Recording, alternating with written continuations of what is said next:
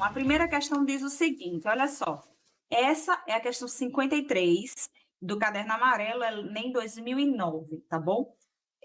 Como a maioria das questões desse ano, de 2021, envolveram porcentagem em geral, né, aquelas que a gente fez ontem, não caiu muita questão ligada à matemática financeira. Na verdade, eu não consegui achar, pelo menos na minha busca bem rápida, nenhuma questão que envolveu a matemática financeira propriamente dita, assim, de aplicação, que seja diferente daquelas que a gente fez, tá bom?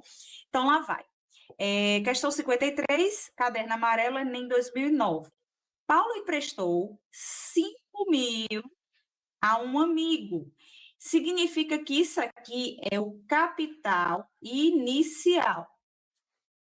Há uma taxa de juros simples de 3% ao mês. Então, vocês já sabem que o capital é 5.000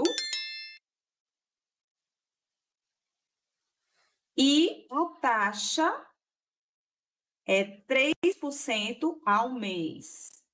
Pessoal, é muito importante que vocês façam essa anotação de dados, principalmente em questões que dependem muito de conversão, ou seja, a taxa e o tempo, eles podem estar em unidades diferentes, tá bom?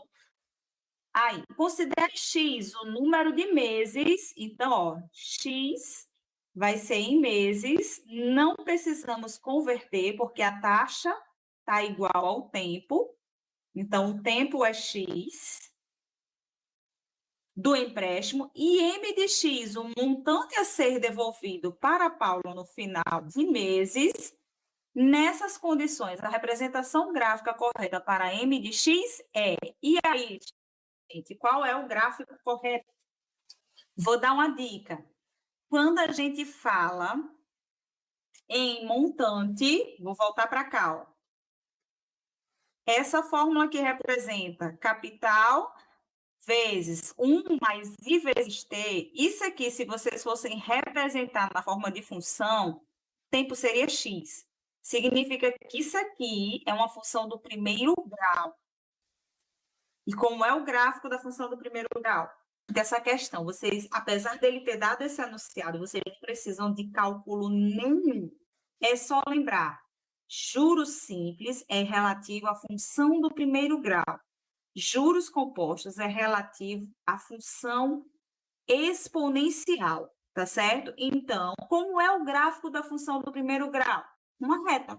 Então, qual dessas alternativas representa uma reta? Só resta a letra A e a letra E. No entanto, o problema da letra E é o seguinte: esse gráfico está partindo dos 5.150 e a aplicação foi feita de 5.000 e ele está rendendo. Se ele está rendendo, significa que esse valor está aumentando. Então, um gráfico crescente. Se é um gráfico crescente, a única alternativa que se encaixa nessa situação é 5.000. E essa reta contínua, né? Constante não, desculpa. Essa reta crescente. Por que não pode ser essas outras alternativas? Primeiro, uma coisa que vocês têm que ter em mente é o capital é sempre o valor que está sozinho, né? O valor inicial, que eu vou somar com os juros. Então, o ponto de partida do gráfico de uma função que representa um montante é sempre o capital, que seria 5.000.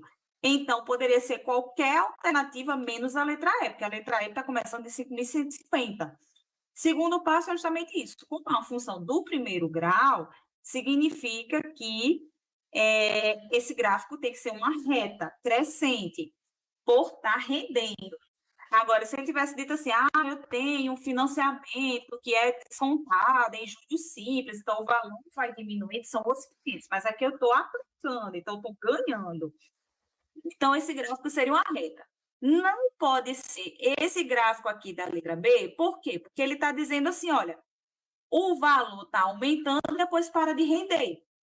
Para parar de render, o enunciado deveria dizer assim, olha, depois de um determinado tempo, a aplicação não muda mais o valor do rendimento. Aí, beleza, poderia ser isso aqui. Porque essa representação aqui é de uma função constante. A mesma situação é essa aqui. É como se eu estivesse dizendo, olha, o dinheiro fica parado e depois começa a render. Então, seria esse. E vocês vão dizer assim, existe essa opção na matemática financeira do dinheiro ficar parado? Existe. Imaginem que vocês receberam um salário ou um pagamento. Está o dinheiro na conta. O dinheiro que fica na conta, ele não rende nada, ele fica parado. Então, não importa quanto tempo você deixa na conta, o dinheiro está parado. Isso num banco comum, né? Tem alguns bancos que não, eles fazem rendimento, né? Mas um banco em geral, um banco padrão, esses bancos tradicionais, que não são digitais, se você deixa o dinheiro na conta, ele fica parado. Então, ele poderia se enquadrar nessa situação, porque eu diria que um dinheiro que estava parado na conta por tantos meses foi aplicado em tal canto. Aí eu dizia, com a taxa de juros, tal, tal, aí poderia ser esse gráfico. Mas fora isso, nenhum gráfico que fala de constância, ele pode ser.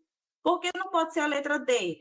Porque a letra D seria assim, essa reta para uma taxa de juros, por exemplo, 3% ao mês, e essa segunda reta, ele teria que modificar a taxa, aumentar a taxa para 5%, alguma coisa assim. Então, esse gráfico modificaria a inclinação.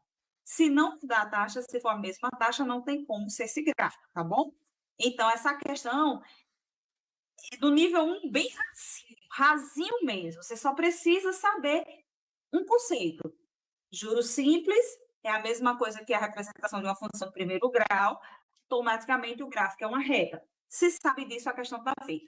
Não tem cálculo, não tem nada que vocês precisem fazer para interpretar, tá bom? Então, é uma questão bem simples mesmo.